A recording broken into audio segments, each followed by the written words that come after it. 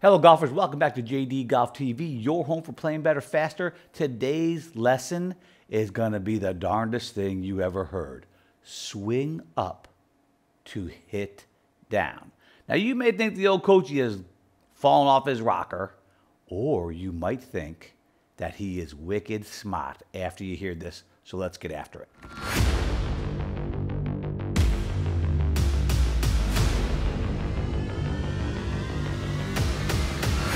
Your golf club is rotating around the face of a clock.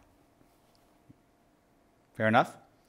Well, it turns out that as this golf club is moving downward, if I can pull up on the grip, it's going to, 1, accelerate the golf club head.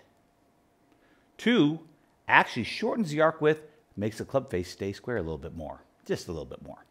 But 3, the club will still be moving down even though the club grip end is moving up.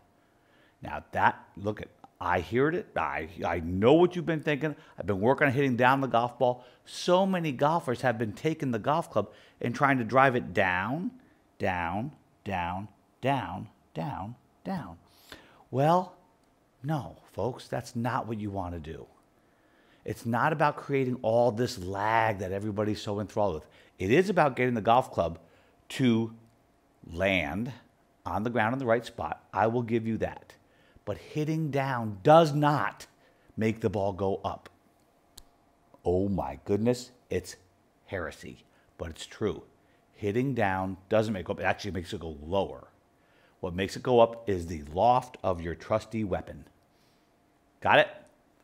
We're going to use some TrackMan to illustrate this point, I hope very, very clearly, and it's going to lead to what I would consider one of the magic moves of golf. Folks, you will know that I call this man Cupcake. And we're going to look at the video on the left-hand side. And we're going to see something very curious about what I would consider the grip path that the golf club takes. All right, here he is coming to impact. Look at all that lag, folks. And we're going to call that just about the delivery position, if you will. He's ready to smash the poop out of this golf ball. I'm going to draw a line as straight as I can off of his glove logo, down the fairway, hopefully as close to parallel to the ground as I can. And I want you to see something. Now, this is a driver. Okay, fine. He's going 120 miles an hour. Wish I could do that. Okay, wait a minute. That glove logo is moving up through impact. Now, of course, your first opinion is, Dunigan, you have lost your mind. It's a driver. Of course he is swinging up. But, oh, dear viewer, look here. He's actually hitting almost 4 degrees down on his driver. Even though the handle is moving upward, grip path up, the club is still moving downward. Isn't that special? Okay, fine. But what about on an iron, you ask? Okay, well, I'm here. Look, I'm on your team here. Here we go. Here is the same guy with an iron. Okay, we're going to get back and kind of analyze this a little bit more. It's terribly same delivery position, isn't it? Okay, and same old straight line off the glove logo. All right, didn't quite get it straight, but you know what I'm saying. Oh, and look at that. That grip end is moving up again. Oh my gosh. All right, but what you say? What about I supposed to hit up on the driver? Well, here is Rombo, who drives it pretty good.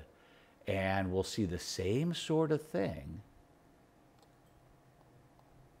There's about the delivery position. Let's take a look at that straight line once again, right off the glove logo. Now, some people use the point where the hands come together, right in between both hands, called the midpoint of the hands. But guess what? I can see that logo mo better.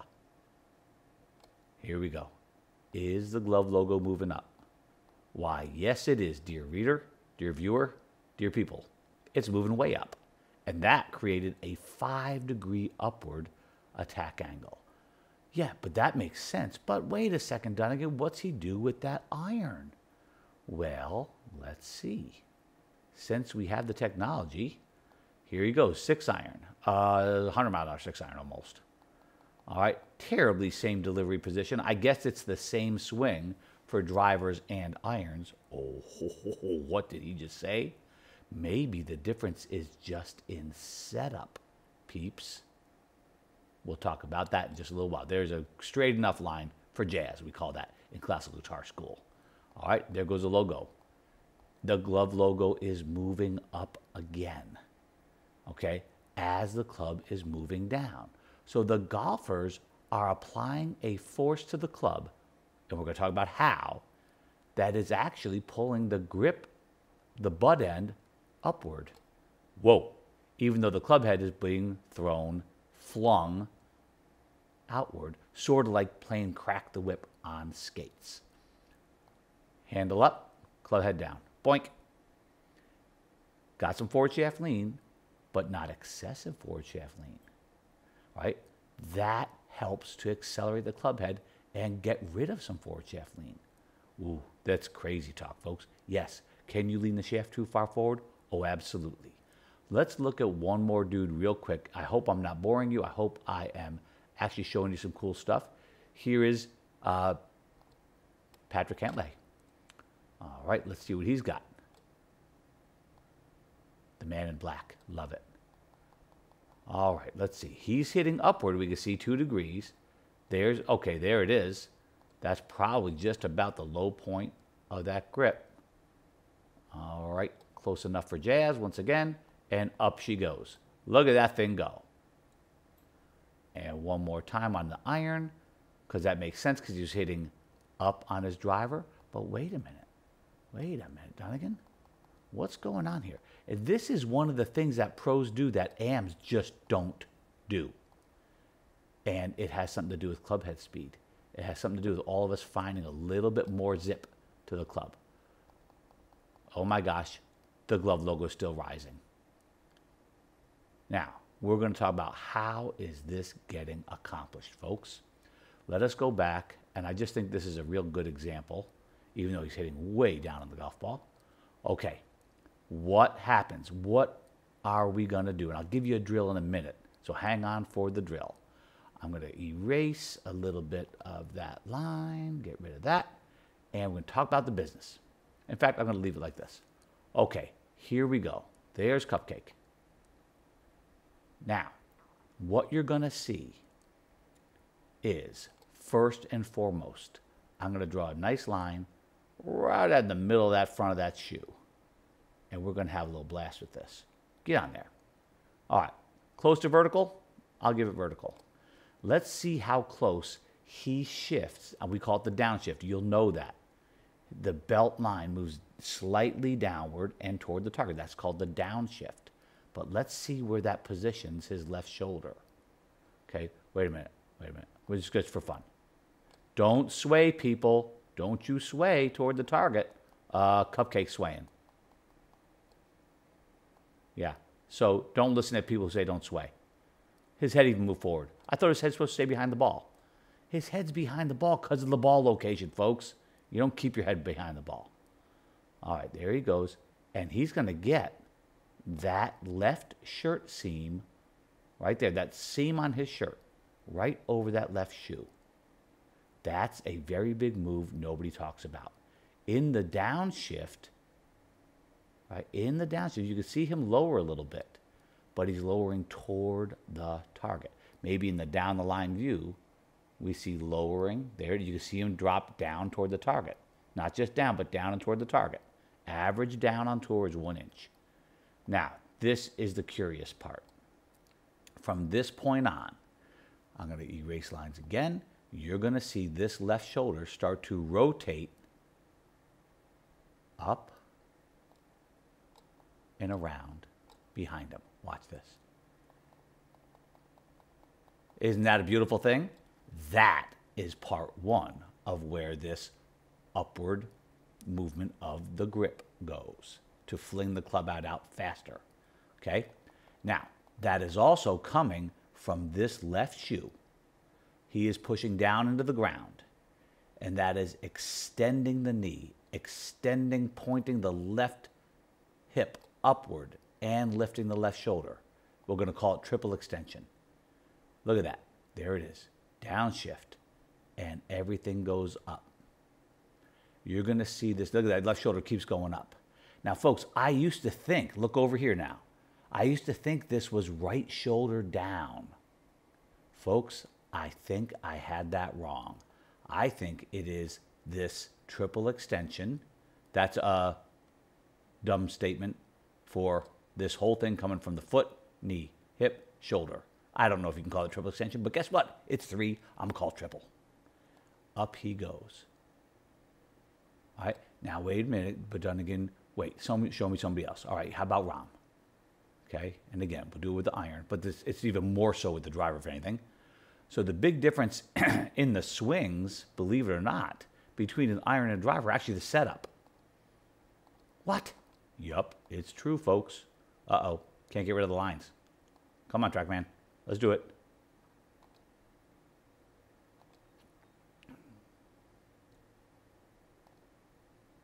Can't do it. Okay, here we go. Now, let's see. Here's the shoe. That's a funky shoe move, isn't it? Look at that left foot move. That's cool. So I'm going to put it there, right up the middle of the shoe. Let's see how close he gets with the iron. And again, the reason he won't get here, well, there's the same downshift. See that? Look at that whole body goes toward the target and downward slightly. The left knee increases the bend. We're preparing to push down. You can't jump with your knee straight. It'd be pretty funny, though. All right, and he gets that left shoulder almost all the way to that line. And here he's in the middle of his foot here. All right, I'm going to call that, once again, close enough for jazz, folks. How about that? Now, from there, watch that triple extension. I'm going to get rid of those lines. Knee, left side of the belt, pelvis tilt, we'll call that. Left shoulder up and around behind him. There it goes. Now, if you're really paying attention, you would know that I did a little Rory McIlroy, put a little line, a dot on the belt buckle, and you will see the belt buckle rise. Downshift. Push up. Triple extension. Boink. There it is. Yes. Now, again, I just want to reiterate this one time. All you have to do differently is move the stance wider, maybe get a little tilt out of dress, okay? See? More vertical spine out of dress, more tilted to the right spine out of dress, ball more forward, right? That's all you have to do. Then it's the same damn golf swing. Yay! Isn't that cool?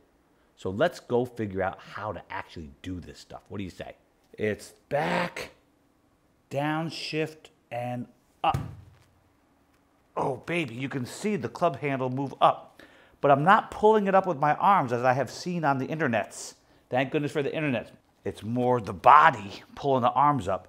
And the thing is, when you get down here, trying to pull it up with your hands is a war because the club's moving too fast. So it's the big muscles here.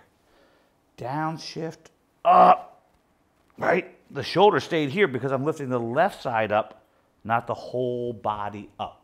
Let's add a ball.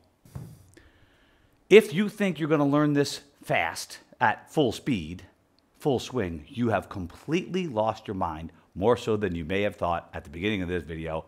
I have lost my mind. It's going to be a small swing. We're going to take it back normal. Good ball location. Back, downshift, up. Okay, that's what we're going to do. Downshift, up. All right, let's have a look at that.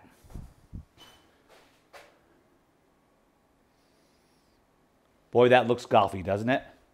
That is looking golfy, folks. A little downshift. Now rotate that shoulder up and behind me. I'm turning there, but I'm actually not trying. What on earth, Dunigan?